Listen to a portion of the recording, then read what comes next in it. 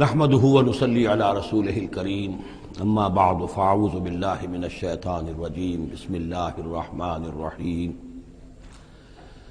سبحان الذي يسرى بعبده ليلا من المسجد الحرام إلى المسجد الأقصى الذي باركنا حوله لنريه من آياتنا إنه هو السميع البصير وآتينا موسى الكتاب وجعلناه هدى لبني إسرائيل ألا تتخذوا من دوني وكيلا ذرية من حملنا مع نوح إنه كان عبدا شكورا صدق اللہ العظیم۔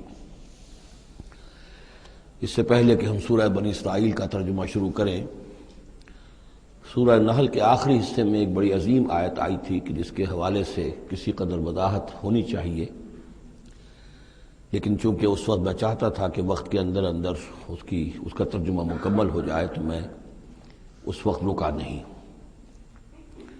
یہ آیت نمبر 125 ہے سورہ مبارکہ کی، ادعو الی سبیل ربک بالحکمت والموعظۃ الحسنۃ وجادلھم باللتی ہی احسن۔ اصل میں اس میں دعوت اسلامی اور دعوت دین کے 3 مختلف لیولز کا تذکرہ ہے۔ عام طور پر اس کو ایک ہی چیز سمجھ کر لوگوں نے ترجمہ بھی کیا ہے، وضاحت بھی کی ہے، لیکن دقت نظر سے جائزہ لیا جائے تو چونکہ انسانوں میں مختلف قسم کے انسان ہیں تو دعوت و تبلیغ کے بھی اسی اعتبار سے مختلف گوشے کہہ لیجئے، مختلف لیولز کہہ لیجئے۔ مثلا یہ کہ انسانوں میں ایک چھوٹی بڑی ہی مائنورٹی ہوتی ہے جن کو ہم انٹیلیجنسیا کہتے ہیں۔ یہ وہ لوگ ہیں کہ جو عقل سے کام لیتے ہیں، کسی بات کو قبول کرتے ہیں تو پہلے عقل سے سمجھتے ہیں تب قبول کرتے ہیں، جذبات سے نہیں۔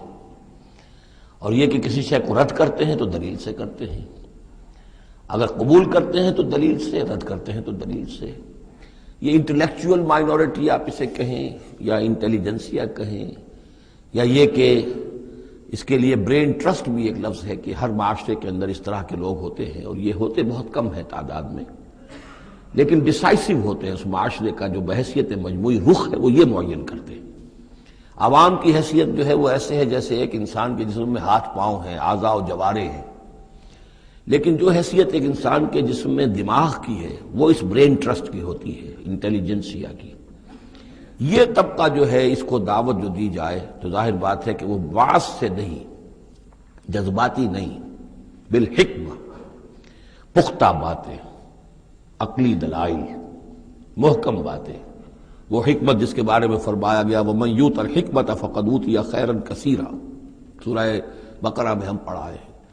اور وہ حکمت کے جو 3 جگہ پر حضور صلی اللہ علیہ وسلم کی جو تعلیم و تربیت ہے اس کے مراحل میں سب سے اونچا مرحلہ بیان ہوا ہے، یتلو علیہم آیاتہ ویزکیہم ویعلمہم الکتاب والحکمہ۔ یہ حکمت جو ہے گہری باتیں، دانائی کی باتیں، عقل کی باتیں، مسلمہ اصول، ان کے حوالے سے یہ سمجھنا کہ کس شے کی اہمیت زیادہ ہے، کس شے کی اہمیت کم ہے، کیا چیز پرائمری امپورٹنس کی ہے، کیا سیکنڈری ہے۔ ان چیزوں کو جاننے والے لوگ جو ہیں، جو اصول پہچان لیتے ہیں، پھر اصولوں کو منطبق کرنا جانتے ہیں، تو ان کے لیے دعوت جو ہے وہ بھی بہرحال اسی سطح کی ہونی چاہیے کہ وہ دعوت جو ہے دلائل پر، براہین پر۔ جب قرآن کہتا ہے اپنے مخالفین سے ہاتھو برہانکم ان کنتم صادقین، لاؤ دلیل لاؤ، تو ظاہر بات ہے کہ پھر ان کے مخاطبین جو ہیں ان کو بھی حق پہنچتا ہے کہ وہ دلیل طلب کریں۔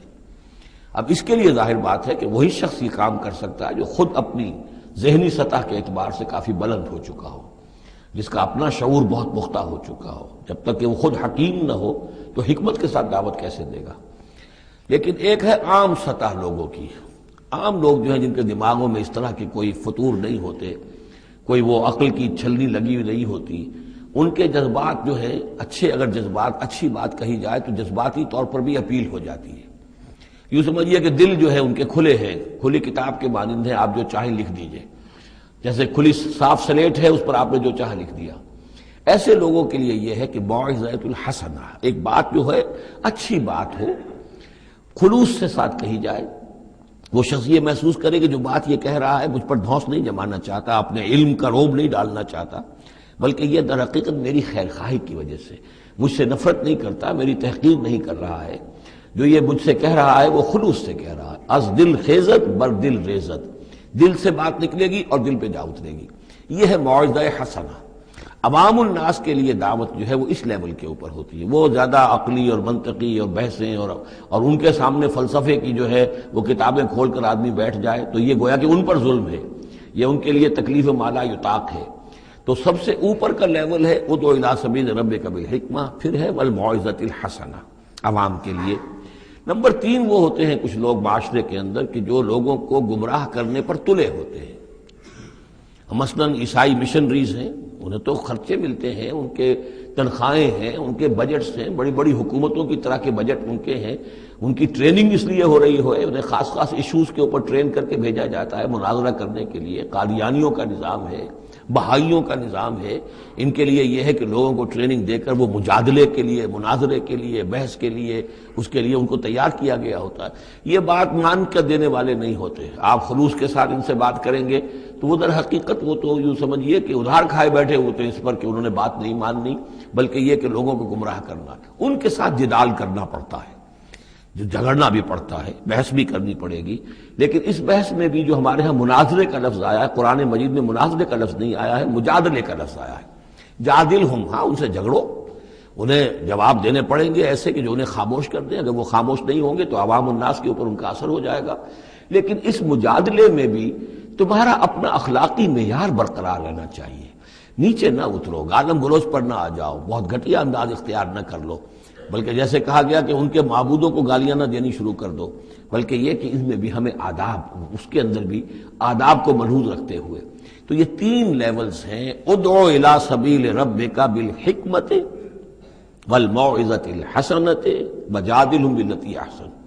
اب اس میں ہر ایک کے لیے پھر تیاری کرنی ہوگی. قادیانیوں سے مباحثے کرنے کے لیے ظاہر بات ہے عام آدمی نہیں کر سکتا جب تک کہ ان اسپیشل ایشوز کے اوپر اس کو صحیح جو ہے اس کو تعلیم نہ دے دی گئی ہو، اس کی اوپر تربیت نہ ہو گئی ہو.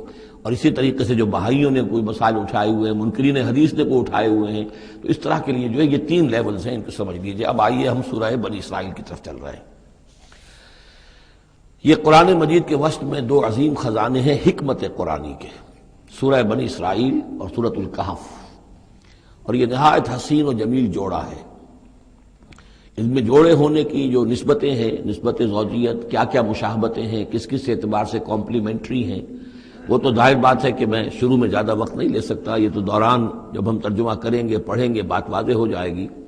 لیکن 1-2 موٹی موٹی باتیں دیکھ لیجئے. اس سورت کا آغاز ہو رہا ہے سبحان الذی اسری بعبدہ، اللہ کی تسبیح کے ساتھ. سورہ کہف شروع ہوگی الحمدللہ الذی انزل علی عبدہ الکتاب.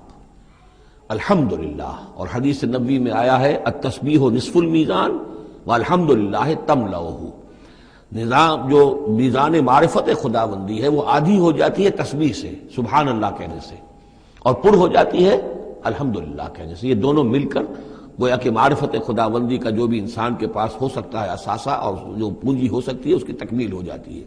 یہ ہم آگے چل کر المسبحات میں اس مضمون پر تفصیلی گفتگو کریں گے.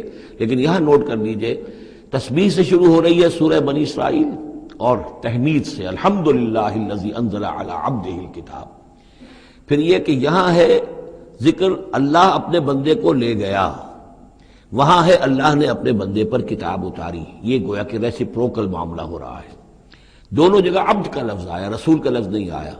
سبحان الذی اسری بعبدہ الحمدللہ الذی انزل علی عبدہ الکتاب. اس طرح آخر میں آپ دیکھیں گے 2 آیتیں اس سورہ مبارکہ کی جو ہے قل سے شروع ہوگی. قل ادعوا اللہ او ادعوا الرحمن ایما تدعوا فلہ الاسماء الحسنی. اسی طریقے سے آخری آیت بھی ہے. اور پھر اسی طریقے سے سورہ کہف کی بھی آخری 2 آیتیں قل سے شروع ہوئی. یہ 4 قل ہیں. 4 قل تو سورتوں کے ہیں، قل یا ایھا الکافرون اور قل هو اللہ احد اور قل اعوذ برب الفلق اور قل اعوذ برب الناس. 4 قل بہت مشہور ہیں. لیکن یہ 4 قل جو ہیں، 2 آیتیں قل والی یہ جو سورہ بنی اسرائیل کے آخر میں آئیں گی، اور 2 آیتیں قل والی جو سورہ کہف نہایت عظیم آیات ہیں. اور ان دونوں میں بھی پھر وہی ریسیپروکل نسبت ہوگی جس کی طرف کہ میں نے اشارہ کیا ہے. ایک اور خاص بات یہ ہے ان دونوں صورتوں میں کہ یہ اس طریقے سے انٹر لاکڈ ہے. جیسے ریل گاڑی کے 2 ڈبے ہوتے ہیں، ان کو جوڑا ہوا ہوتا ہے بیچ میں، انٹر لاکڈ ہوتے ہیں. یہ جو ہے وہ ختم ہوگی سورہ مبارکہ کبرہ تکبیرا قل الحمد للہ الذی لم یتخذ ولدا، کہو کہ کل حمد، کل تعریف اللہ کے لیے ہے جس نے کسی کو اپنا بیٹا نہیں بنایا۔ یہ آخری آیت ہے، اور اس حکم پر گویا کہ تعمیل کرتے ہوئے اگلی صورت نازل ہو رہی ہے، الحمد للہ الذی انزل علی عبدہ الکتاب ولم یجعل لہ عوجا۔ اس طریقے سے یہ دونوں جوڑے جو ہیں باہم انٹرلاک بھی ہیں۔ یہ سورہ بنی اسرائیل جو ہے، اس کا پہلا رکوع اس اعتبار سے بہت اہم ہے، بہت عظیم ہے کہ اس میں بنی اسرائیل کی تاریخ کے 4 ادوار کا تذکرہ ہے جو کہ حضور صلی اللہ علیہ وسلم کی بعثت تک گزر چکے تھے۔ 2000 برس کی تاریخ ان کی ہے، جس کو کہ 4 ادوار میں یہاں 4 آیتوں میں سمو کر بیان کر دیا گیا۔ اس کا ہمارے لیے فائدہ کیا ہے کہ ایک حدیث نبوی میں آیا ہے، لَيَأْتِيَنَّ عَلَىٰ أُمَّتِي مَا أَتَىٰ عَلَىٰ بَنِي إِسْرَائِيلَ حَزْوَ النَّعْلِ بِالنَّعْلِ، میری امت پر بھی وہ تمام حالات وارد ہو کر رہیں گے جو بنی اسرائیل پر وارد ہوئے، بالکل ایسے جیسے کہ ایک جوتی دوسری جوتی سے مشابہ ہوتی ہے۔ جوتیوں کا جوڑا زمین پر رکھا ہو تو آپ کو مختلف نظر آئیں گے، جوتیوں کے رخ جو ہیں وہ مختلف ہوں گے پنجوں کے حساب سے، لیکن اگر ان کے تلووں کو جوڑ دیں گے تو معلوم ہوگا کہ ان میں کوئی فرق نہیں ہے۔ تو اسی طریقے سے 4 ادوار امت مسلمہ، امت محمد صلی اللہ علیہ وسلم کی تاریخ کے گزر چکے ہیں۔ تو گویا کہ اپنے آپ کو سمجھنے کے لیے بھی یہ آئینہ جو ہے ان آیات میں جو تاریخ بنی اسرائیل کا آ رہا ہے وہ بہت مفید ہے۔ چنانچہ اس پر میں نے آج سے کوئی سن 74 کی بات ہے، تو اب سمجھ لیجئے کہ اب 24 برس ہونے کو آ رہے ہیں، یا 23 برس تو ہو ہی چکے ہیں۔ میں نے مضمون لکھا تھا، وہ پھر پہلے تو اب چھپتا ہے چھوٹی شکل میں، وہ کتابچہ ہے تنظیم اسلامی کا تاریخی پس منظر، اور اس کے بعد ایک بڑی کتاب بھی اب آ چکی ہے، سابقہ اور موجودہ مسلمان امتوں کا ماضی، حال اور مستقبل، اردو میں وہ کتاب بھی موجود ہے جو اس موضوع پر ہے۔ لیکن اس ضمن میں جو کچھ مجھ پر کھلا ہے وہ در حقیقت ان آیات کے حوالے سے اور اس حدیث کی کنجی سے۔ وہ حدیث جو ہے گویا کہ وہ ایک کنجی کی حیثیت رکھتی تھی، جس سے کہ میں نے ان آیات میں جو خزانہ مضمر ہے علم کا اور معرفت کا اور معلومات کا، اس کو میں نے کھولا ہے اللہ کے فضل و کرم سے۔ اب جو ہے انگریزی میں بھی یہ کتابچہ جو ہے چھوٹا بھی موجود ہے، rise and fall of the Muslim امہ، اور دوسری طرف انگریزی میں اب دوسری کتاب کی بھی ترجمانی آ گئی ہے، لیسنز فرام ہسٹری، اور وہ سب کے سب جیسا کہ میں نے عرض کیا یہاں سے ماخوذ ہے۔ سبحان الذی اسری بعبدہ لیلا من المسجد الحرام الی المسجد الاقصی، پاک ہے وہ ذات کہ جو لے گئی راتوں رات اپنے بندے کو صلی اللہ علیہ وسلم مسجد الحرام سے، یعنی مکہ مکرمہ خانہ کعبہ کے پاس سے، الی المسجد الاقصی، دور کی مسجد کی طرف، یعنی یروشلم، مسجد اقصی جو کہ قبلہ رہا ہے بنی اسرائیل کا، الذی بارکنا حولہ، جس کے ماحول کو ہم نے بابرکت بنایا ہے۔ یہ بابرکت اس اعتبار سے بھی ہے کہ بہت ہی یعنی دنیاوی اعتبار سے بھی بہت زرخیز علاقہ ہے، بہت اچھی آب و ہوا ہے، اور اس اعتبار سے بھی کہ یہاں سینکڑوں نبی آئے ہیں، حضرت ابراہیم کا مدفن بھی وہیں ہے، حضرت ابراہیم کا مسکن وہ رہا ہے، بہت سے انبیاء وہاں رہے ہیں، اور یہ جو مرکز رہا ہے یروشلم کا، ہیکل سلیمانی، یہ نہ معلوم کتنے نیک لوگ جو ہے یہاں رہے ہیں اور یہاں پر عبادتیں ہوتی رہی ہیں، تو وہ پورا ماحول جو ہے روحانی اعتبار سے بھی مادی اعتبار سے بھی بڑا بابرکت ہے۔ یہ اشارہ ہو رہا ہے معراج کے سفر کی طرف، جس کے 2 حصے ہیں، ایک حصہ زمینی اور ایک حصہ پھر آسمان کی طرف۔ زمینی حصہ یہ ہے کہ مسجد حرام سے اور مسجد اقصی یروشلم تک حضور کو لے جایا گیا، اور اس کے بعد پھر وہاں سے جو ہے اسینٹ، جو اوپر اٹھنا جو ہے آسمانوں کی طرف کا سفر جو ہے وہ شروع ہوا ہے۔ قرآن مجید میں یہاں صرف اس پہلے حصے کا ذکر کیا ہے، اور اس کا خاص سبب کیا ہے؟ اس کا سبب یہ ہے کہ اب گویا کہ اعلان ہو رہا ہے کہ محمد الرسول اللہ صلی اللہ علیہ وسلم کو اللہ تعالیٰ ان دونوں دین کے جو توحید کے عظیم مراکز تھے ان کا متولی بنا رہا ہے، محمد کو اور ان کی امت کو صلی اللہ علیہ وسلم وعلی اصحابہ الصلاۃ والسلام۔ اس حوالے سے آپ کو وہاں لے جایا گیا، وہاں تمام انبیاء کرام ان کی ارواح وہاں جمع ہوئیں، جو بھی ان کو اللہ تعالیٰ نے اس کو جسد دیے ہوں گے، مثالی جسد دیے جن حقیقتوں کو ہم نہیں جان سکتے، یہ تمام جو ہے پھر متشابہات میں آ جائے گا۔ وہاں حضور نے ان کی امامت کی، پھر وہاں سے آسمان کی طرف آپ کے سفر کا جو ہے وہ عروج کا، معراج کا سفر شروع ہوا ہے۔ اس کا ذکر قرآن مجید میں اس دوسرے حصے کا جو ہے وہ پھر سورۃ النجم میں آئے گا مختصر طور پر، یہاں صرف اس کے زمینی حصے کا ذکر ہے۔ سبحان الذی اسری بعبدہ لیلا من المسجد الحرام الی المسجد الاقصی الذی بارکنا حولہ لنریہ من آیاتنا۔ تاکہ ہم دکھائیں اسے اپنے بندے کو محمد کو صلی اللہ علیہ وسلم اپنی آیات۔ انہ هو السمیع العلیم، یقیناً سمیع البصیر، یقیناً وہی اللہ ہے سب کچھ سننے والا، سب کچھ دیکھنے والا۔ اب اس کے بعد وہ جو مرکز تھا وہاں پر، چونکہ بنی اسرائیل کی تاریخ کا وہ مرکز رہا ہے، حضرت سلیمان علیہ السلام نے اس کو تعبیر کیا تھا، تو اب ان کی تاریخ کا حوالہ شروع ہو رہا ہے۔ وآتینا موسیٰ الکتاب، اور ہم نے موسیٰ کو کتاب دی تھی یعنی تورات۔ وجعلناہ ھدی لبنی اسرائیل، اور ہم نے اسے بنایا تھا ہدایت نامہ، رہنمائی بنی اسرائیل کے لیے۔ وہ ھدی للناس اس معنی میں نہیں تھی کہ تمام نوع انسانی کے لیے ہو، بلکہ وہ در حقیقت بنی اسرائیل کے لیے ہدایت نامہ۔ وجعلناہ ھدی لبنی اسرائیل اللہ تتخذوا من دونی وکیلا، اور اس کی تعلیم کا لب لباب اور خلاصہ، توحید کا اصل جو جوہر ہے، مغز ہے، وہ کیا ہے؟ اللہ کے سوا کسی کو کارساز نہ سمجھو، مت پکڑو کسی اور کو میرے سوا کارساز، کسی پر تمہارا بھروسہ، کسی پر توکل نہ ہو میرے سوا۔ یہ توحید کا لب لباب ہے، خلاصہ ہے۔ ذریۃ من حملنا مع نوح، اے وہ لوگوں جو اولاد ہو ان کی جن کو ہم نے اٹھایا تھا نوح کے ساتھ، سوار کیا تھا کشتی میں نوح کے ساتھ۔ حضرت نوح علیہ السلام کے 3 بیٹے، سام، حام، یافس، اور ظاہر بات ہے سام ہی کی نسل ہے یہ کہ جس میں حضرت ابراہیم کی پیدائش ہوئی، اور انہی کی نسل ہے یہ بنی اسرائیل۔ تو گویا کہ یہاں ذکر ہو رہا ہے کہ وہ جو لوگ حضرت نوح علیہ السلام کے ساتھ بچا لیے گئے تھے ان کی کشتی میں، انہی میں سے ایک کی نسل تم ہو۔ ذریۃ من حملنا مع نوح انہ کان عبدا شکورا، یقیناً وہ ہمارا بہت ہی شکر گزار بندہ تھا حضرت نوح علیہ السلام کے بارے میں۔ وَقَضَيْنَا إِلَىٰ بَنِي إِسْرَائِيلَ فِي الْكِتَابِ لَتُفْسِدُنَّ فِي الْأَرْضِ مَرَّتَيْنِ، اور ہم نے یہ پہلے ہی متنبہ کر دیا تھا بنی اسرائیل کو کتاب میں کہ 2 مرتبہ تم زمین میں بڑا فساد مچاؤ گے۔ وَلَتَعْلُنَّ عُلُوًّا كَبِيرًا، اور بہت ہی تم سرکشی کرو گے، بہت بڑی سرکشی کرو گے۔ یعنی 2 ادوار تم پر ایسے آئیں گے، شرارتیں کرو گے، سرکشی کرو گے، دین سے دور ہو جاؤ گے، لہو و لعب میں مبتلا ہو جاؤ گے، عیاشیوں کے اندر، اور اس میں تمہارا جو ہے اللہ تعالیٰ کی طرف سے پھر تمہارے اوپر عذاب کے کوڑے برسیں گے۔ اب یہاں پہ بٹوین دی لائن یہ ہے کہ اس سے پہلے ان کا ایک دور آیا کہ جس کے اندر ان کو اللہ تعالیٰ نے ان پر رحمتیں فرمائیں، کیونکہ ہم کچھ چیزیں پڑھ چکے ہیں تاریخ بنی اسرائیل کے ضمن میں، وہ ذہن میں رکھیے۔ حضرت موسیٰ علیہ السلام لے کر نکلے بنی اسرائیل کو مصر سے، تو یہ 1400 قبل مسیح کی بات ہے۔ اس کے بعد وہ آئے ہیں، تورات انہیں ملی ہے جبکہ وہ جبل طور کے پاس پڑاؤ ڈالا ہے۔ وہاں سے پھر شمال مشرق کی طرف چلے ہیں، جب کہا گیا کہ جنگ کرو قوم نے انکار کر دیا، تو 40 برس تک کی سزا مل گئی ان کی بزدلی کی وجہ سے، 40 برس تک وہ اسی صحرا میں بھٹکتے پھرے۔ اسی دوران حضرت موسیٰ کا انتقال ہو گیا اور حضرت ہارون کا بھی انتقال ہو گیا۔ لیکن پھر صحرا میں جو نسل پیدا ہوئی وہ پلی بڑھی، وہ ہمت والی تھی، مشقت دیکھی ہوئی تھی اس نے پھر جنگ کی اور جہاد کیا۔ حضرت یوشع ابن نون جو خلیفہ اول تھے حضرت موسیٰ علیہ السلام کے، ان کی سرکردگی میں تو فلسطین فتح کر لیا۔ پہلا شہر جو فتح ہوا وہ اریحا یا جریکو ہے، تو آج بھی موجود ہے وہ شہر۔ اس کے بعد انہوں نے کچھ عرصے کے اندر پورا فلسطین فتح کر لیا، لیکن غلطی یہ کی کہ اس میں ایک مرکزی حکومت نہیں بنائی، بہت سے 12 حکومتیں، 12 قبیلے تھے، جیسے 12 چشمے ان کو دیے گئے تھے، 12 حکومتیں بنا لی۔ پھر آپس میں لڑنے بھی لگے، طوائف الملوکی ہوئی۔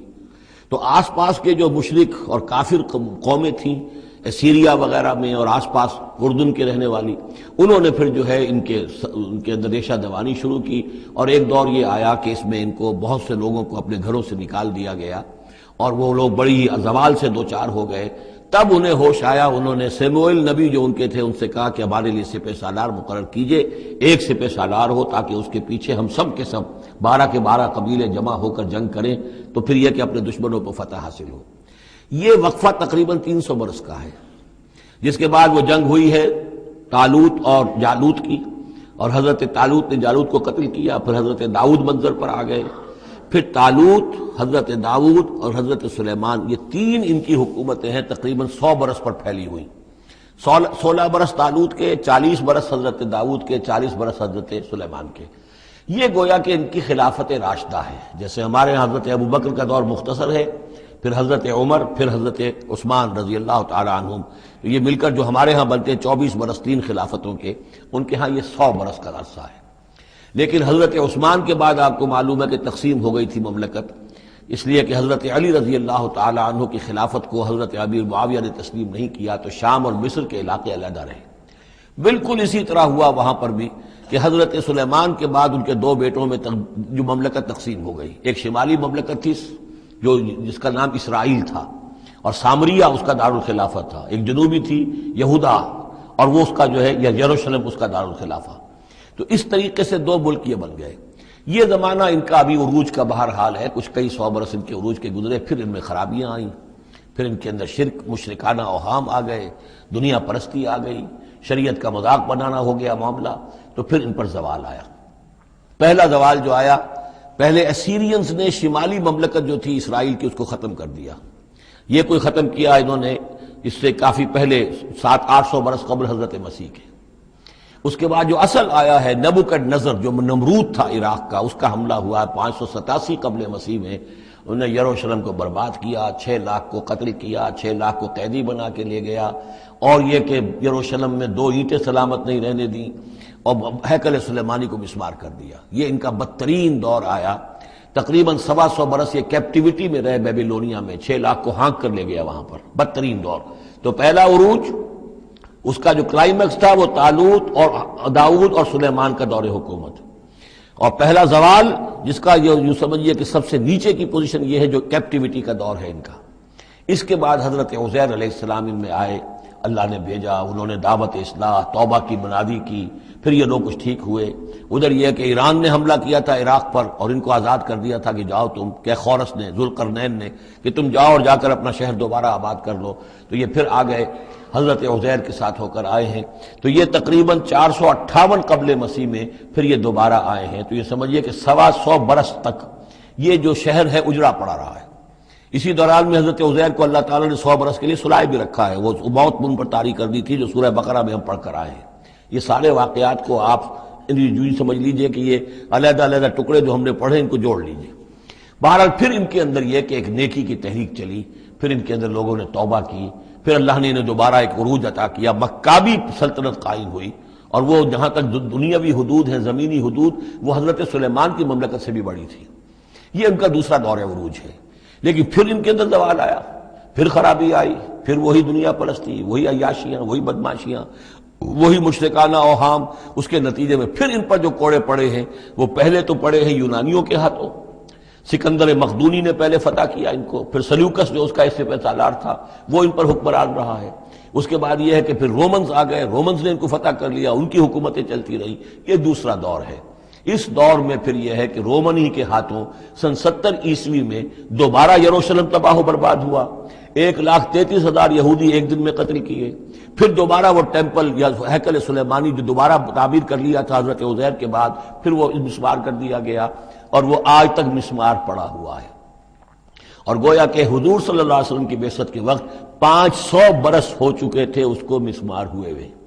سن 70 عیسوی میں وہ مسمار ہوا، اور 571 میں حضور کی پیدائش ہے، یعنی آپ کی پیدائش بھی پورے 500 برس بعد ہوئی ہے، جبکہ یہ رومیوں کے ہاتھوں ہیکل سلیمانی تباہ و برباد کر دیا گیا تھا۔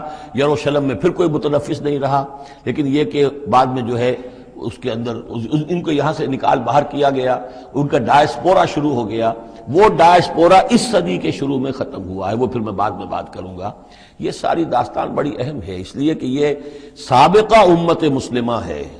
یہ وہ امت مسلمہ ہے جس کے ہاں 1400 برس تک نبوت رہی، جس کے ہاں 3 کتابیں نازل ہوئی ہیں، جن کے بارے میں قرآن میں 2 جگہ ہے کہ یا بنی اسرائیل اذکروا نعمتی التی انعمت علیکم وانی فضلتکم علی العالمین، میں نے تمام جہان والوں پر تمہیں فضیلت دی ہے۔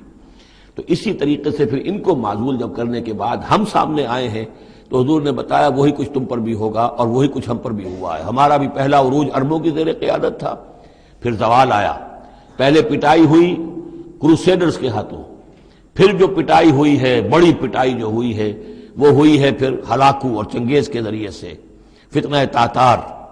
اس کے بعد پھر جو ہے وہ قیادت بدل گئی، عربوں کی قیادت کے بجائے ترکوں کی قیادت آ گئی۔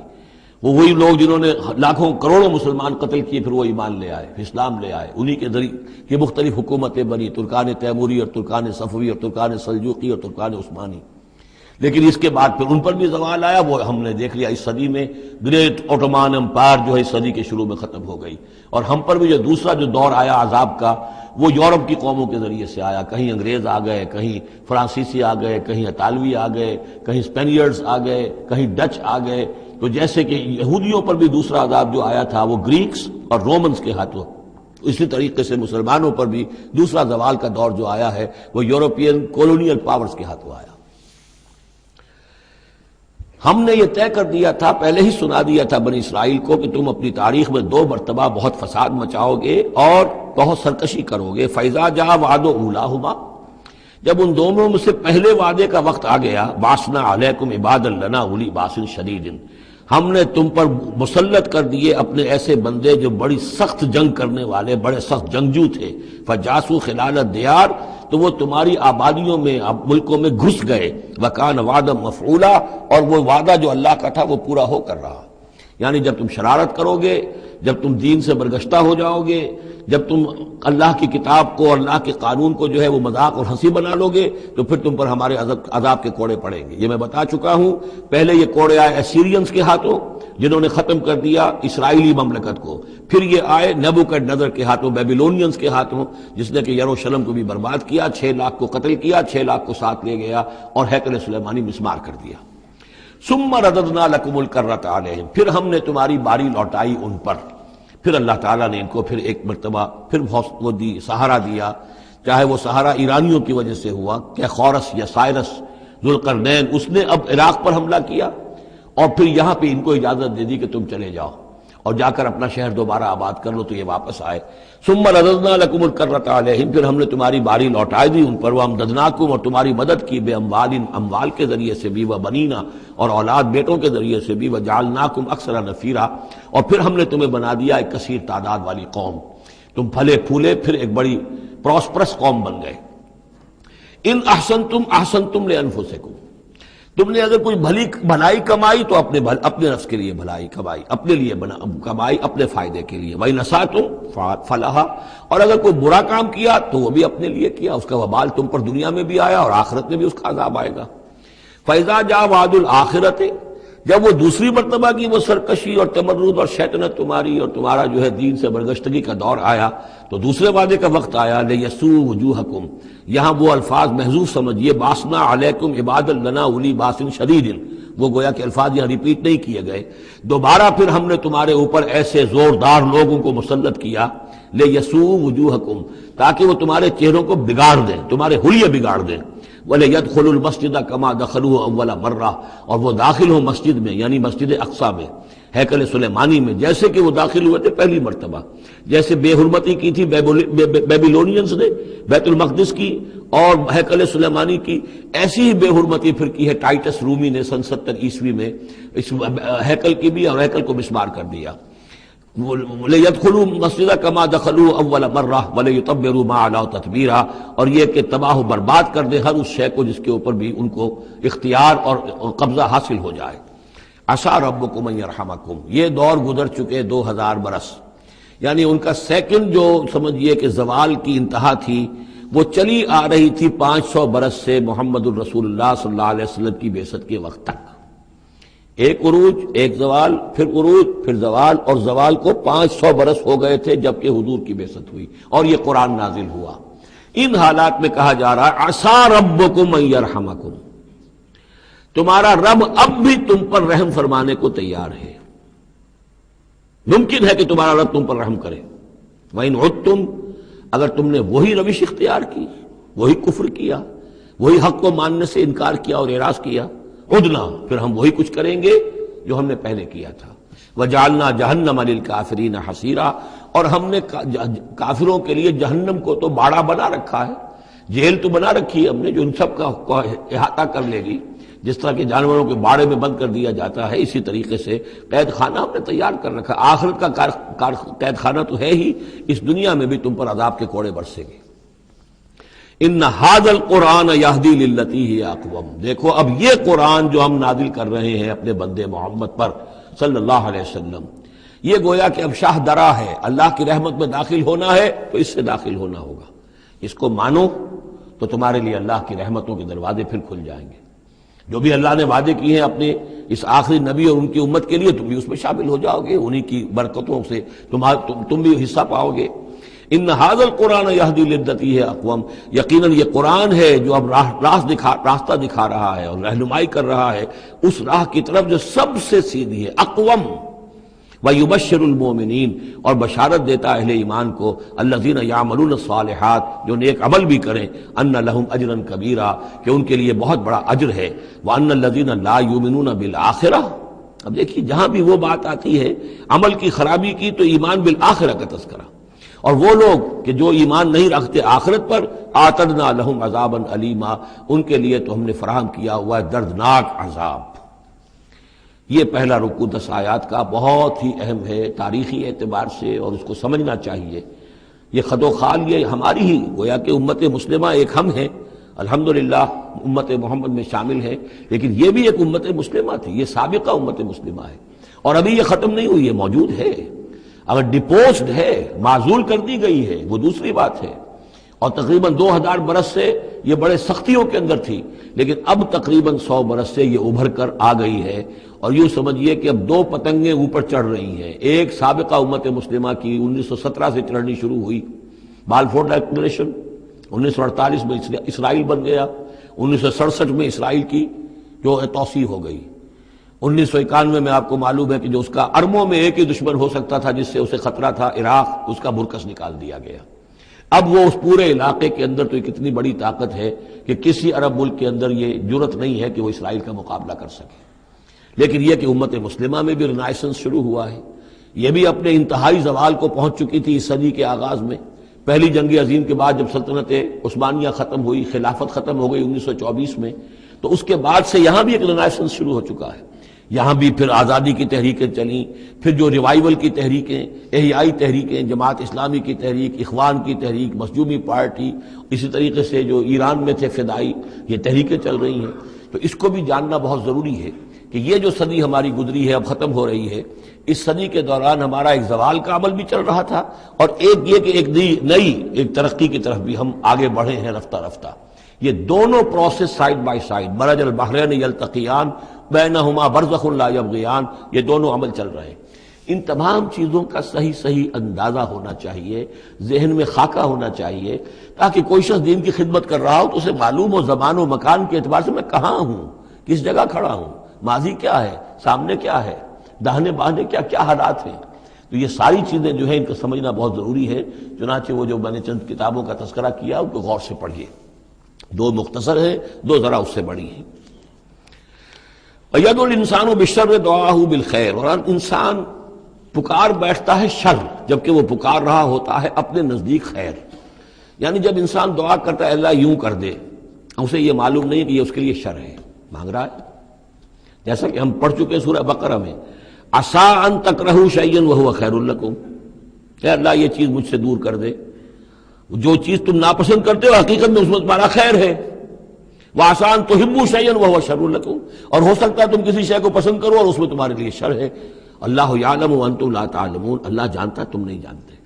اصل بات کیا ہے کہ اللہ کے حوالے کیا جائے، تفویض الامر، اے اللہ تیرے حوالے، سپردم بے تو مایا خیش را تو دانی حساب کم و بیش را، تیرے علم میں جو چیز میرے لیے خیر ہے وہ فیصلہ فرما دے، چاہے مجھے اچھی لگے یا بری لگے، لیکن تیرے علم میں۔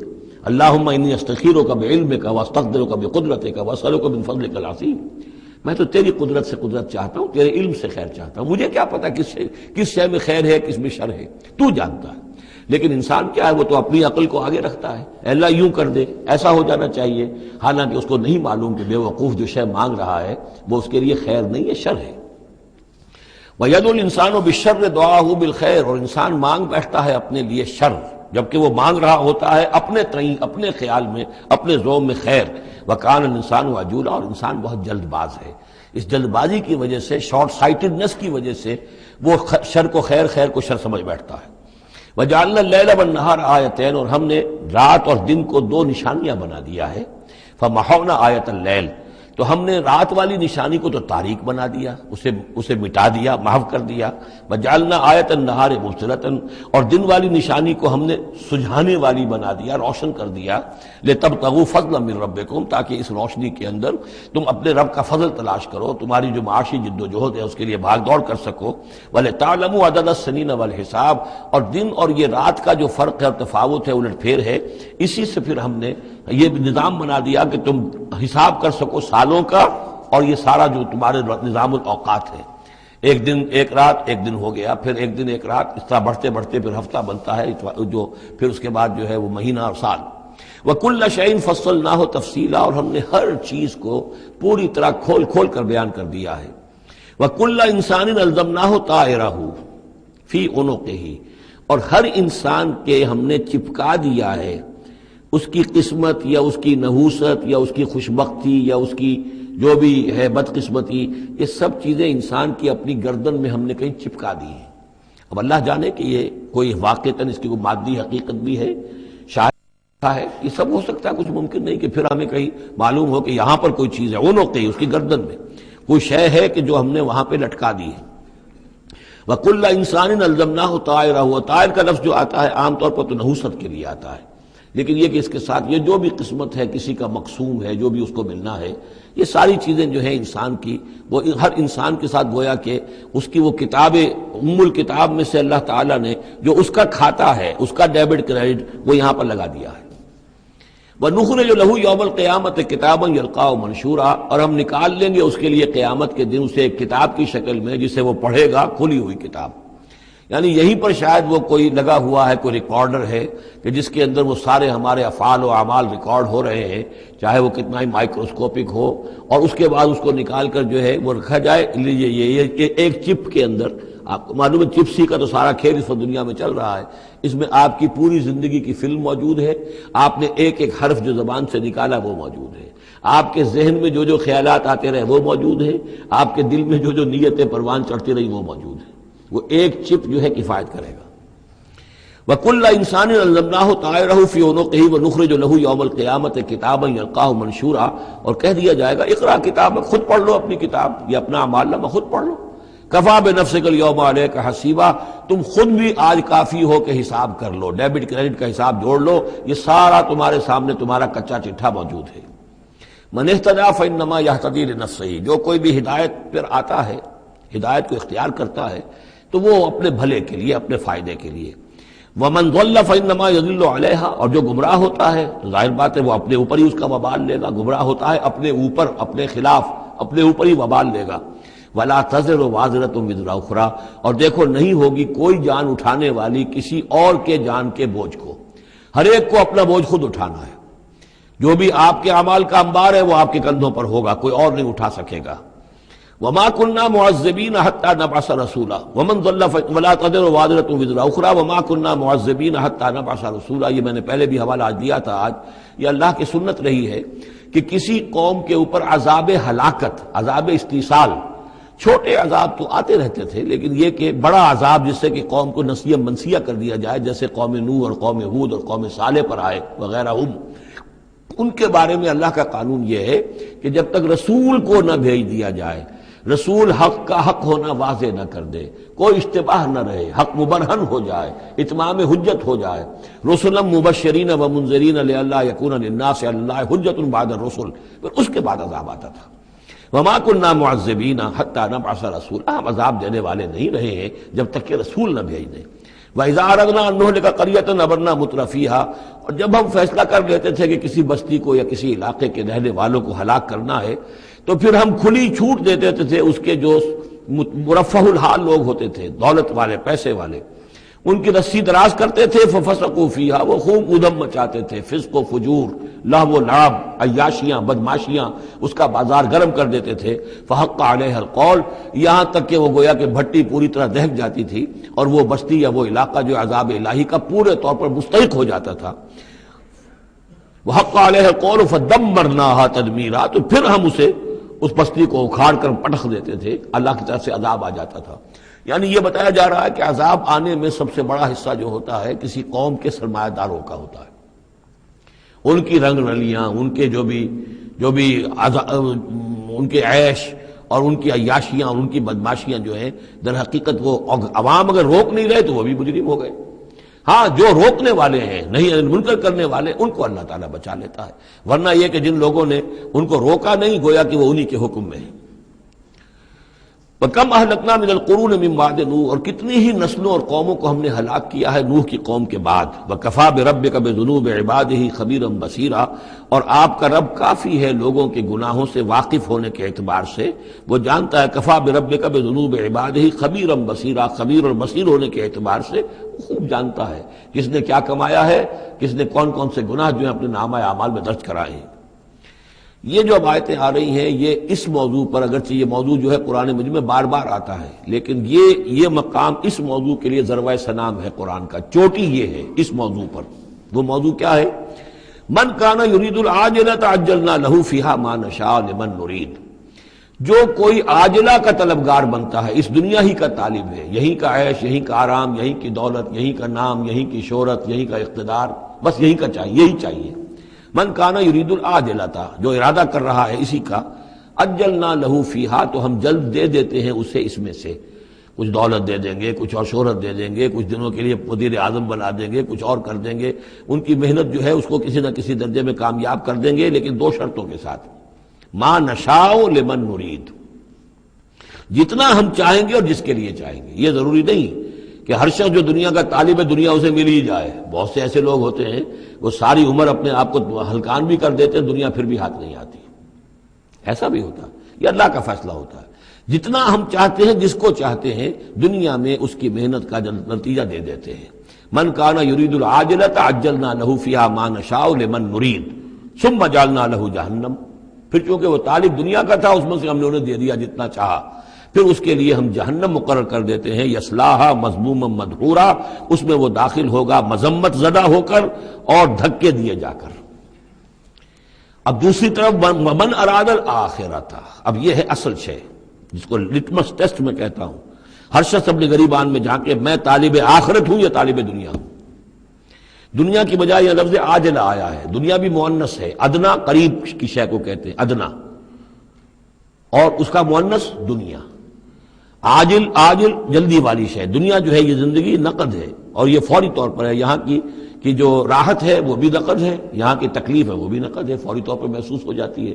آخرت کی راحت بھی ابھی وہ بعد میں آنے والی شے ہے، اور وہاں کا عذاب بھی بعد میں آنے والا، اس لیے وہ آخرہ ہے.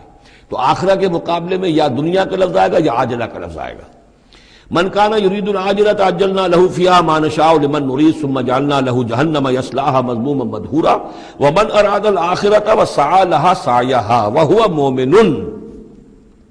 جو آخرت کا طالب ہو اور صرف کہنے میں نہ ہو، بات کرنے میں زبانی کلامی نہ ہو، بلکہ یہ کہ واقعتاً اس کے لیے ویسی محنت کرے جیسی کہ آخرت کے لیے کرنی چاہیے. یہ شرط عین ہے. وسعی لہا سعیہا، اس دنیا کے لیے کتنی بھاگ دوڑ کرتے ہو، اس کے ساتھ ذرا مقابلہ کرو. آخرت اس کے مقابلے میں کتنی قیمتی ہے، کتنی بھاگ دوڑ اس کے لیے ہونی چاہیے. وسعی لہا سعیہا وہو مومن، ایمان بھی رکھتا ہو اور اس کے لیے ویسی محنت کرے جیسی کہ اس کے لیے کی جانی چاہیے. فَأُولَٰئِکَ كَانَ سَعْیُهُم مَشْکُورًا، یہ وہ لوگ ہوں گے کہ جن کی سعی جو ہے اللہ تعالیٰ کے ہاں اس کی قدر کی جائے گی، قدر افزائی کی جائے گی. اللہم ربنا اجعلنا منہم، کافی کٹھن مقام ہے، آسان نہیں ہے، بڑی شرطیں ہیں جو اللہ نے لگائی ہیں. ومن اراد الآخرۃ وسعی لہا سعیہا وہو مومن فاولئک کان سعیہم مشکورا. اللہم ربنا اجعلنا منہم کلا نمد ہؤلاء وہؤلاء من عطاء ربک. باقی یہ کہ اس دنیا کی زندگی میں تو ہم مدد پہنچا رہے ہیں ان کو بھی اور ان کو بھی، اہل ایمان کو بھی، طالب آخرت کو بھی، طالب دنیا کو بھی دے رہے ہیں. جب ہم نے امتحان کے لیے یہاں رکھنا ہے تو راشن تو دینا ہی ہے، کھانے پینے کے لیے تو مجرموں کو بھی اور مومنوں کو بھی اور مسلموں کو بھی کچھ نہ کچھ دینا ہے. سبسسٹنس تو ہمارے ذمے ہے. یہ تیرے رب کی عطا میں سے ہے. وما کان عطاء ربک محظورا، اور آپ کے رب کی عطا جو ہے وہ روکی نہیں جا سکتی. یعنی مسلمان یہ چاہیں کہ کافروں کو کچھ نہ دیا جائے، یہ نہیں. یہاں کا معاملہ ہم نے کھلا چھوڑا ہوا ہے. اس میں یہ کہ آپ چاہیں انہیں کچھ نہ ملے، وہ یہ آپ کی بات پوری نہیں ہوگی. انظر کیف فضلنا بعضهم علی بعض، دیکھو کیسے ہم نے بعض کو بعض پر فضیلت دی ہے. دنیا میں مال و اسباب میں دی ہے، ذہنی صلاحیتوں میں دی ہے، اور مختلف اعتبارات سے فضیلتیں دی ہیں. وَلَلْآخِرَةُ أَكْبَرُ دَرَجَاتٍ وَأَكْبَرُ تَفْضِيلًا، لیکن آخرہ جو ہے وہ درجے کے اعتبار سے اور فضیلت کے اعتبار سے بہت بڑی ہوگی۔ یہاں کتنا فرق پڑ جائے گا، کوئی محل میں رہ رہا ہے، کوئی کٹیا میں رہ رہا ہے۔ اچھا وہ 20 سال رہے گا محل میں، یہ 20 سال رہے گا کٹیا میں، کتنا فرق پڑ گیا۔ لیکن وہاں جو ہے ہمیشہ ہمیشہ کے لیے رہنا ہے، روح و ریحان و جنت نعیم، جنات و عدن میں، یا ہمیشہ کے ہمیشہ رہنا ہے جہنم کے اندر، وہ کتنا فرق ہوگا۔ یہاں کا کیا فرق ہے؟ کچھ بھی نہیں، مرنا اسے بھی ہے اسے بھی ہے، چاہے اس کے لیے بڑے سے بڑے ڈاکٹر موجود ہیں اور یہ کہیں پہ جا کے علاج کرا لے، موت اس کو بھی آئے گی، موت اس کو بھی آ جائے گی۔ زیادہ زیادہ یہ اسے حسرت رہے گی کہ میں علاج نہیں کرا سکا، بس اللہ اللہ خیر صلی اللہ، لیکن کیا سب جن کو جو علاج کرا سکتے ہیں ان سب کو شفا ہو جاتی؟ کتنے ہی ہیں لاکھوں روپیہ خرچ کر کے آتے ہیں، اس کے بعد بھی وہ شفا تو نہیں ہوتی۔ لا تجعل مع اللہ الہا آخر، اللہ کے ساتھ کسی اور کو الہ نہ بناؤ۔ فتقعدا، پھر تمہیں بیٹھ رہنا پڑے گا مذموما مخذولا، مذمت زدہ ہو کر اور اللہ کے جناب سے بے توفیق بنا کر۔ اللہ تعالیٰ جو ہے خذلان الہی، مخذولا، بے یار و مددگار چھوڑ دے گا۔ پھر اس کے بعد یہ دو رکوع جو ہیں یہ بہت اہم ہیں، جیسا کہ میں نے عرض کیا تھا، یہ حضرت عبداللہ ابن عباس رضی اللہ تعالیٰ عنہما کے نزدیک یہ تورات کی تعلیم کا نچوڑ ہے، 10 commandments، the Quranic version of 10 commandments۔ تورات میں جو احکام عشرہ آئے تھے اس کا یہ قرآنک ورژن ہے جو یہاں پر آ رہا ہے۔ اس کا خلاصہ ہم پہلے پڑھ چکے ہیں سورہ انعام کے آخری حصے میں، یہاں ذرا وہی باتیں ہیں جو ذرا تفصیل سے آئی ہیں۔ وَقَضَىٰ رَبُّكَ أَلَّا تَعْبُدُوا إِلَّا إِيَّاهُ، تیرے رب نے فیصلہ کر دیا ہے کہ نہیں پوجو گے سوائے اس کے کسی کو۔ وَبِالْوَالِدَيْنِ إِحْسَانًا، اور اللہ کے اور والدین کے ساتھ احسان، نیک سلوک۔ یہ چوتھا مقام آ گیا جہاں کہ اللہ، تیسرا مقام آیا ہے، چوتھا مقام سورہ لقمان میں آئے گا، اللہ کے حقوق کے فوراً بعد والدین کے حقوق۔ اما یبلغن عندک الکبر، اگر پہنچ ہی جائیں وہ دونوں بڑھاپے تک تمہارے پاس، احدہما، وہ اکیلے، کوئی ایک ان میں سے، او کلاہما، یا دونوں، یعنی والدین اس بڑھاپے کی اور ضعیفی کی عمر کو پہنچ گئے، یا والد فوت ہو گئے والدہ ضعیفی کی عمر کو پہنچ گئی، یا والدہ فوت ہو گئی والد ضعیفی کی عمر کو پہنچ گئے، یا دونوں کے دونوں ضعیفی کی عمر کو پہنچ گئے۔ اما یبلغن عندک الکبر احدہما او کلاہما فلا تقل لہما اف، تو انہیں اف تک مت کہو، جھڑکنا نہیں، ولا تنہرہما، ان کو جھڑکو مت، وقل لہما قولا کریما، ان سے بات کرو نرمی کے ساتھ، ادب کے ساتھ۔ کسی وقت ان کی بات ٹالنی بھی پڑ جاتی ہے، ابا جان یہ بات تو میں نہیں کر سکتا، میری مجبوری ہے، لیکن سختی کے ساتھ نہیں۔ ایسی بات نہ ہو کہ جس سے ان کا دل دکھے کہ آج یہ میرے سامنے سینہ تان کر بات کر رہا ہے، کل یہی تھا وہ جو چھوٹا چھوٹا سا لپٹتا تھا میری ٹانگوں میں آ کر، اور وہ یہی ہے جسے میں گود میں لیے پھرتا تھا، یہ دل دکھے نہ۔ وَاخْفِضْ لَهُمَا جَنَاحَ الذُّلِّ مِنَ الرَّحْمَةِ، یہ آگے آپ جو میں نے کہا تھا والدین کے لیے بھی اپنے بازوؤں کو، کندھوں کو عاجزی کے ساتھ ان کے سامنے جھکا کر رکھو، سینہ تان کر بات نہ ہو ان سے، بات جب بھی ہو معلوم ہو کہ جھکے ہوئے ہیں، ان کا ادب کر رہے ہیں۔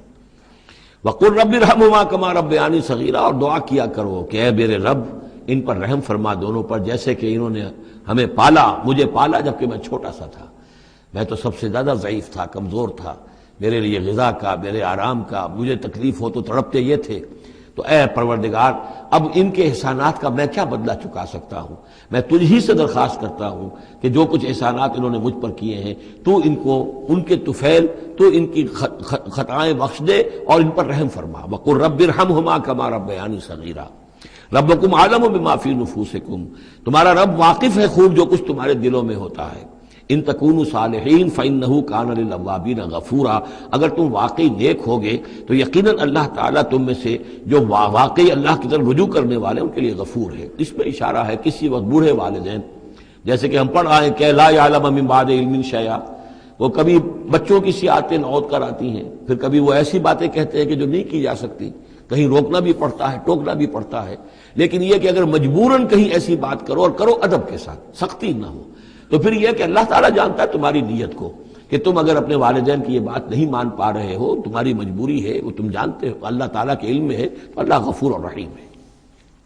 وَآتِ ذَا الْقُرْبَىٰ حَقَّهُ، اور قرابت داروں کو بھی ان کا حق ادا کرو، والمسکین، اور مسکین کو، وابن السبیل، اور مسافر کو، ولا تبذر تبذیرا، اور نام و نمود کے لیے اپنی دولت مت اڑاؤ۔ تبذیر جو ہے اسراف سے بہت بڑا جرم ہے۔ اسراف یہ ہے کہ ضرورت میں ضرورت سے زائد خرچ کیا جائے، کھانا آپ کی ضرورت ہے، وہ کھانا ایک سالن روٹی سے بھی آپ کی غذا پوری ہو سکتی ہے، لیکن 4 کھانے، یہ اسراف ہے۔ کپڑا آپ کی ضرورت ہے لیکن وارڈروب بھری ہوئی ہے کپڑوں سے، یہ اسراف ہے۔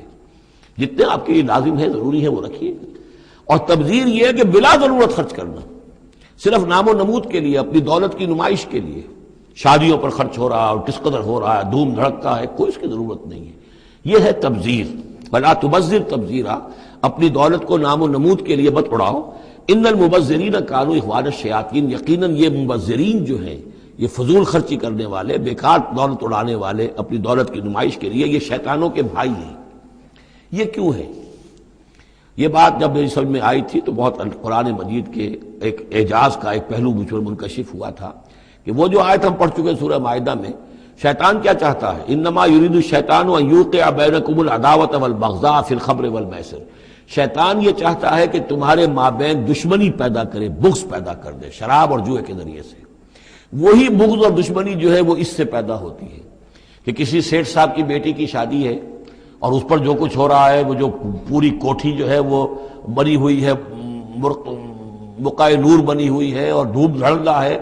اچھا اسی سیٹھ صاحب کا کوئی شوفر بھی ہوگا، کوئی پہرے دار ہوگا، کوئی مالی ہوگا، کوئی اس کا خانسامہ ہوگا، اس کی بچی شاید بوڑھی ہو رہی ہو، اس کے ہاتھ پیلے نہیں ہو رہے ہیں، کیا ہوگا اس کے دل میں؟ کیا چھریاں نہیں چل رہی ہوں گی اس کے دل میں؟ کیا پھر محبت پیدا ہوگی یا نفرت پیدا ہوگی؟ پھر تو ایسا ہوگا کہ جب اس کا داؤ چلے گا، یہ پیٹ پھاڑے گا اپنے اس سیٹھ کا اور لے کر جائے گا۔ یہ ہے وہ دشمنی ڈالنے والی بات، تبذیر جو ہے، جس سے کہ دشمنی پیدا ہوتی، طبقاتی شعور پیدا ہوتا ہے، ہیوز اور ہیو ناٹس کے درمیان ایک جو خلیج ہے وہ زیادہ سے زیادہ جو ہے گہری اور چوڑی ہوتی چلی جاتی ہے۔ وَكَانَ الشَّيْطَانُ لِرَبِّهِ كَفُورًا، اور یقیناً شیطان اپنے رب کا بہت ہی ناشکرا تھا۔ وَإِمَّا تُعْرِضَنَّ عَنْهُمْ ابْتِغَاءَ رَحْمَةٍ مِّن رَّبِّكَ تَرْجُوهَا، اور اگر تمہیں اعراض کرنا ہی پڑ جائے ان سے، یعنی قرابت دار ہے، کوئی اور آپ سے کوئی سائل آ گیا ہے، کوئی اور ہے جو آپ سے کوئی مدد چاہ رہا ہے، اگر آپ کو اعراض کرنا ہی پڑ جائے، کیوں؟ ابتغاء رحمت من ربک ترجوہا، کہ خود تم اپنے رب کی رحمت کے ابھی امیدوار ہو، یعنی اس وقت تمہارے پاس کچھ نہیں ہے، تم بھی امید میں ہو کہ اللہ تعالیٰ تمہیں بھی نواز دے، تمہارے پاس کچھ نہیں ہے، تو اگر اپنے قرابت داروں سے یا ان سے اعراض کرنا پڑ رہا ہے، فَقُلْ لَهُمْ قَوْلًا مَيْسُورًا، تو بات ان سے وہ کرو کہ جو بڑی نرم ہو، شرافت کے ساتھ، انہیں جھڑکو نہیں۔ وَلَا تَجْعَلْ يَدَكَ مَغْلُولَةً إِلَىٰ عُنُقِكَ، اور نہ تو اپنے ہاتھ کو باندھ لو اپنی گردن کے ساتھ، یہ اصل میں کنایا ہے، استعارہ ہے بخل سے، کہ ہاتھ بندھا ہوا ہے، اس ہاتھ سے کچھ نکل ہی نہیں سکتا، کسی کو کچھ خیر جو ہے وہ مل ہی نہیں سکتا۔ وَلَا تَبْسُطْهَا كُلَّ الْبَسْطِ، اور نہ ہی ہاتھ کو کھول دو پورا کا پورا، یعنی یہ کہ بسا اوقات انسان کے اندر نیکی کا جذبہ اتنا جوش کھاتا ہے کہ سب کچھ اللہ کی راہ میں دے کر خود فقیر ہو جائے، یہ بھی نہیں، بلکہ یہ کہ ایک اعتدال کی رعایت ہونی چاہیے۔ فَتَقْعُدَ مَلُومًا مَحْسُورًا، ایک وقت میں جذبات کے رو میں آ کر تو یہ سب کچھ کر بیٹھے، اور بعد میں تم جو ہے بیٹھے رہو گے الزام کھائے ہوئے اور ہارے ہوئے، اور پھر ہو سکتا ہے کہ الٹا یہ خیال ہو کہ کیا حماقت میں کر بیٹھا، مجھے جو ہے ذرا اس میں اعتدال کی روش اختیار کرنی چاہیے تھی۔ اس میں بسا اوقات ایسا ہوتا ہے کہ انسان یہ سمجھتا ہے کہ یہ غریب آدمی میرا رشتہ دار جو ہے، میں اس کی کسی نہ کسی طریقے سے اب اس کے حالات بگڑے ہوئے ٹھیک کر ہی دوں، لہذا وہ اپنی امکانی حد تک مدد کر رہا ہے، لیکن حالات ٹھیک نہیں ہو رہے اس کے، تو فرمایا ان ربک یبسط الرزق لمن یشاء ویقدر، یہ جو ہے کسی شخص کے اوپر رزق کا کشادہ ہو جانا اور کسی کے اوپر رزق کی تحقیق ہو جانا، یہ تمہارے اختیار میں نہیں ہے، یہ تیرے رب کے اختیار میں ہے، اللہ کے اختیار میں ہے، لہذا اپنا سا فرض ادا کرو جو تم کر سکتے ہو، معقول طریقے سے، معتدل طریقے سے، متوازن طریقے سے وہ کرو، تم یہ نہ سمجھو کہ تم کسی کے حالات کو بدلنے پر قادر ہو۔ ان ربک یبسط الرزق لمن یشاء ویقدر، یقیناً یہ تو تیرا رب ہی ہے کہ جو کھول دیتا ہے رزق جس کے لیے چاہتا ہے، کشادہ کر دیتا ہے، اور تنگ کر دیتا ہے جس کے لیے چاہتا ہے۔ انہ کان بعبادہ خبیرا بصیرا، یقیناً وہ اپنے بندوں کے حق میں اپنے بندوں سے پوری طرح باخبر ہے اور ان کے حالات کو دیکھ رہا ہے۔ ولا تقتلوا اولادکم خشیۃ املاق، اور اپنی اولاد کو قتل مت کرو مفلسی کے اندیشے سے۔ اب یہ جو ہمارے ہاں برتھ کنٹرول کی پوری تحریک ہے پوری دنیا میں، اور مالتھوس صاحب کے زمانے سے جو تحریک چلی تھی، اور یہ کنٹرول جو ہے آبادی کا، پاپولیشن کنٹرول، تو اگرچہ ہم یہ تو نہیں کہہ سکتے کہ اس کی ساری شکلیں حرام مطلق ہیں، بعض شکلیں اس کی جائز ہیں، اور اس کے لیے ہم صرف یہ کہہ سکیں گے کہ وہ مکروہات میں شامل ہیں، لیکن یہ کہ ایک تحریک کی حیثیت سے در حقیقت یہ نفی ہے ایمان کی۔ اللہ پر توکل نہیں ہے، اللہ کے رازق ہونے پر بھروسہ نہیں ہے، اپنے حساب کتاب کو جوڑ رہے ہو، تمہیں کیا پتا اللہ کے خزانے کون کون سے ہیں؟ ابھی کچھ عرصے پہلے ہمیں پتہ ہی نہیں تھا کہ سمندر کے اندر سے کیا کچھ غذا نکل آئے گی اور کتنی عمدہ غذا ہوگی. یہ گوشت جو آپ کو سمندر سے ملتا ہے یہ کس قدر عمدہ ہے صحت کے لیے. باقی جو گوشت ہم کھاتے ہیں اوپر سے ریڈ میٹ، اس کے اندر کیا کیا ہیزرڈز ہیں اور کیا کیا خرابیاں ہماری صحت کے لیے. اور یہ جو ہے جو ہمیں ملتا ہے سمندر سے یہ کس قدر عمدہ ہے. لحمن طریہ جو ہم پڑھ چکے ہیں، تو معلوم نہیں تھا. اسی اعتبار سے جان لیجئے کہ تم اپنی اولاد کو قتل نہ کرو، اگرچہ جو بھی یعنی یوں سمجھیے کہ کنٹراسیپٹیو میتھڈ جو ہیں اس کے اوپر قتل کا اطلاق تو نہیں ہوگا. البتہ یہ کہ اگر باقاعدہ ایبارشن ہوتی ہے تو وہ تو یقیناً قتل ہی کے زد میں آئے گی.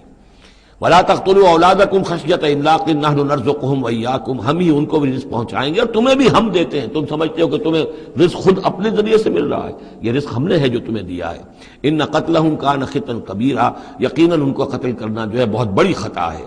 وَلَا تَقْرَبُوا الزِّنَا، اور زنا کے قریب تک مت جاؤ. اب یہاں پر یہ نہیں کہا کہ زنا مت کرو، زنا سے تو بہت فاصلے پر رہو. Keep at a safe distance. ولا تقربوا الزنا، اس کے قریب تک نہ جاؤ. انہ کان فاحشۃ وساء سبیلا، یقیناً یہ بہت بے حیائی کا کام ہے اور بہت ہی برا راستہ ہے. ولا تقتلوا النفس التي حرم اللہ الا بالحق، اور مت قتل کرو اس جان کو، انسانی جان کو جسے اللہ نے محترم ٹھہرایا ہے مگر حق کے ساتھ. حق کیا ہے؟ قاتل کو قتل کیا جائے گا، اس کی جان لے لی جائے گی، اس کے قتل کے بدلے خون کے بدلے خون. یا مرتد ہے اس اسلامی ریاست میں اسے قتل کر دیا جائے گا. یا یہ کہ زانی یا زانیہ ہے شادی شدہ، اس کو رجم کیا جائے گا. یا یہ ہے کہ اور بھی کوئی قتل کی جو ہے جس کے اوپر یہ کہ عائد ہو جائے، کافر ہے حربی ہے، ہر کافر نہیں، جس کے ساتھ اعلان جنگ ہے اسے قتل کیا جائے گا. یہ ہے بالحق. ومن قتل مظلوما، اور جسے قتل کر دیا گیا مظلوم طور پر بغیر یعنی کسی حق کے ظلم سے، فقط جعلنا لولیہ سلطانا، تو اس کے ولی کو ہم نے ایک اختیار دیا ہے. اس کے اختیار ہے اب جو مقتول ہے اسلامی قانون میں، اس کے ورثاء کو اختیار حاصل ہے، چاہے تو وہ قاتل کی جان لے لیں، اصرار کریں اس پر کہ ہم خون کا بدلہ خون، جان کا بدلہ جان لیں گے، چاہے اسے معاف کر دیں، اور چاہے تو خون بہا لے کر اور جو رقم لے کر جو ہے اس کو معاف کر دیں. یہ تین شکلیں ہیں، لیکن اختیار ان کے پاس ہے، حکومت کے پاس نہیں ہے.